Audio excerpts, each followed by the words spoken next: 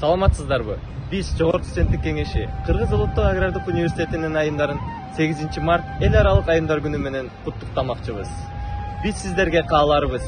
Чын ден соолук, uzun ömür, кубаныч күлкү, Дайыма маанайыңыздар асмандай ачык болсун. бұл дүниеде ардайым күлүп жайнап жүрө бериңиздер.